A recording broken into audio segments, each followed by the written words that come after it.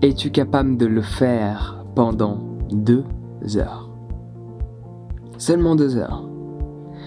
Ce que je m'apprête à te partager, c'est quelque chose de simple. Et pourtant, malgré la simplitude de la chose, cela est compliqué pour beaucoup de personnes, parce qu'il y a une forte addiction à cet objet. Je pense que peut-être là maintenant, tu l'as compris. Ce dont je te parle, c'est de ça. L'extension de ta main. C'est ce que l'on appelle plus communément, tant d'aujourd'hui, le téléphone. Es-tu capable chaque matin, dès lors que ton alarme sonne, que celle-ci soit mentale, via ton téléphone ou via un objet externe à ton téléphone, c'est-à-dire un vrai réveil à l'ancienne, que dès lors que tu éteins ton alarme, tu ne touches pas à ton téléphone durant les 2 prochaines heures. Es-tu capable de faire cela? Et si je te lance ce challenge, c'est pour une multitude de raisons. La première, te libérer de ton addiction. La seconde, réaliser que tu vas mieux te sentir le matin, par ce fait tu vas mieux te sentir l'après-midi et la soirée également. Parce qu'en fonction de ce que tu fais le matin, cela va déterminer le reste de ton quotidien. Et le problème, c'est pas juste toucher ton téléphone. Si à la limite, tu te réveillais le matin et durant les 2 premières heures, tu utilisais ton téléphone, écoute bien les mots que j'exprime, tu utilisais ton téléphone, je n'ai pas dit que tu le laisses lui t'utiliser, tu l'utilisais. C'est-à-dire que tu as la discipline pour prendre ton téléphone dès que tu te réveilles et noter toutes ces idées extraordinaires que tu vas accomplir au cours de la journée. Noter toutes ces choses que tu considères vraiment comme étant game changer, comme étant des idées qui vont changer le cours de ta destinée. Si tu prends ton téléphone pour noter toutes ces idées, il n'y a pas vraiment d'aspect négatif à le faire. Il peut y en avoir parce que tu as toujours besoin de cet objet et tu ne peux pas utiliser un autre objet, tel que une feuille de papier et un stylo. Parfois c'est bien de revenir à l'ancien temps, parce que déjà ça demande un peu plus d'effort, et tout ce qui demande plus d'effort est mieux incorporé au sein de son corps. Quand tu écris toutes tes idées sur un bout de papier, je peux t'assurer que l'effort demandé d'écriture et la concentration que tu as dès lors que tu écris sur le papier n'est absolument pas la même que dès lors que tu écris sur ton téléphone. Parce qu'on a tendance à le faire en automatique, tellement on écrit dans notre quotidien. Alors qu'on est beaucoup moins habitué à écrire sur le papier, par ce fait, cela peut être un avantage pour pleinement installer la graine de toutes ces idées en nous-mêmes. Parce que quand tu écris sur le papier, t'écris pas juste sur le papier, tu l'instaures en toi. Alors que quand tu écris sur ton téléphone, c'est juste dans ton téléphone. Le lendemain, t'as déjà oublié ce que tu as écrit. Alors que quand tu fais un effort supplémentaire, généralement tu t'en souviens. Mais la plupart des gens ne font pas ça quand ils se réveillent. Ils ne prennent pas leur téléphone pour écrire leurs idées, leurs projets, les choses qu'ils vont accomplir, les challenges qu'ils vont se lancer aujourd'hui, les peurs qu'ils vont affronter. Non. Ils ne le prennent même pas pour regarder des vidéos qui vont les inspirer.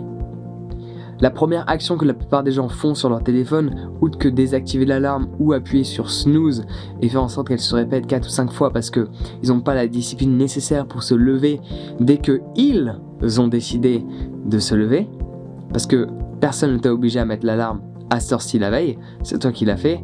Par ce fait, tu contredis ta propre première décision de la journée. Ça va affecter la confiance que tu as envers tes propres capacités. Cela est fortement déconseillé.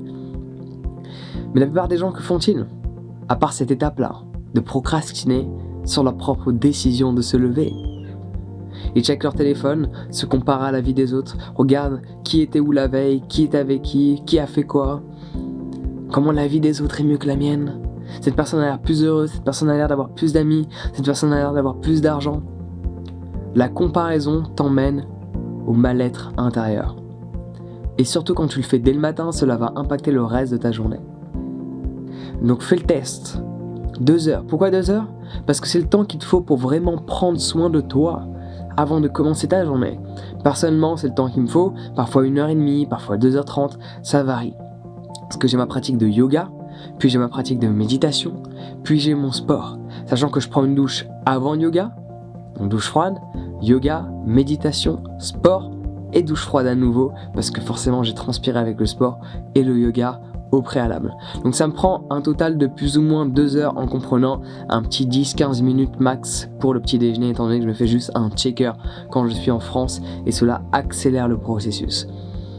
Et ce temps-là me permet de bien me sentir le reste de la journée. Ce temps-là que j'ai dédié à toutes ces pratiques que j'ai choisies, le yoga pour m'apporter de l'énergie, la méditation pour m'apporter une clarté d'esprit et le sport pour me faire réaliser que je suis capable de bien plus que ce que je pensais être capable de faire.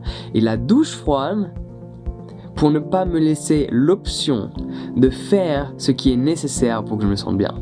Par ce fait, je fais en sorte d'accumuler plein d'événements, plein de techniques, d'astuces, de manières de fonctionner, de comportements, d'habitudes, pour faire en sorte que je me sente bien durant tout le reste de la journée. Et je te recommande de faire de même.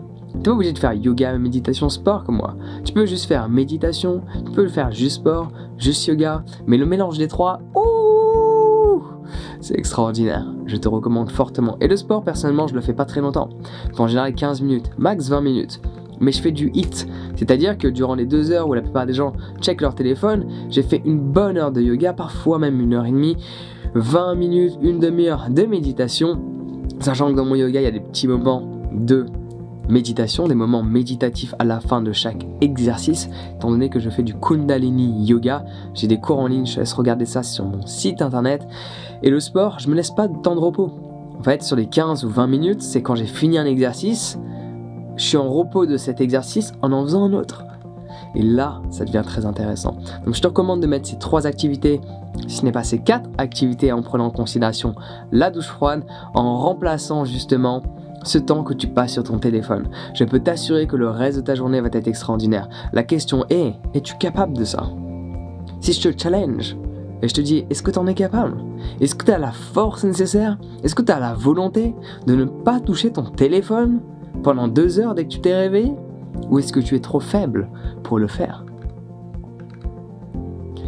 Si les propos que j'exprime en cet instant présent te touchent personnellement, ça veut dire que tu sais que tu as une forte addiction à ce téléphone. Ouais, tu le sais au fond de toi. La question est, que fais-tu pour t'en libérer?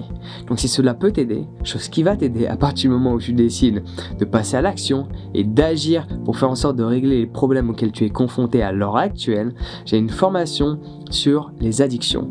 Donc il y a plus de 20 vidéos où je t'explique un processus bien spécifique pour te libérer de toute addiction. Que cela soit le téléphone, la clope, l'alcool, la drogue, jeux vidéo, quelle que soit ton addiction, il y a un processus à suivre parce qu'il y a une analyse. À quel moment tu utilises tel objet ou telle pratique qui ne t'est pas bénéfique. Il faut l'examiner, voir exactement où tu es, voir exactement avec une totale transparence où en est ton addiction. Ne pas se voiler la face sur ce qui est, voir pleinement ce qui est tel que c'est. Puis par la suite, mettre des habitudes au préalable, supprimant certaines. Et là, il y a tout un processus qui s'enclenche par la suite. Donc si tu veux en savoir plus, clique sur le lien dans la description pour accéder à ma formation sur les addictions. Sur ce, je te souhaite une excellente journée. J'espère sincèrement que tu relèveras ce challenge. Dis-moi dans les commentaires si c'est déjà quelque chose que tu fais ou si tu ne le fais pas. Et si tu es honnête avec toi, juste dis-le dans les commentaires. Dès le matin, je me réveille et je check mon téléphone, mais dès aujourd'hui, pendant les 30 prochains jours, je ne veux pas le toucher pendant au moins 2 heures après que mon réveil ait sonné. Lance-toi le challenge, publiquement, ouvertement, atteste-le dès maintenant et commence à changer le cours de ta destinée en cet instant présent. Sur ce, prends soin de toi, passe une excellente journée.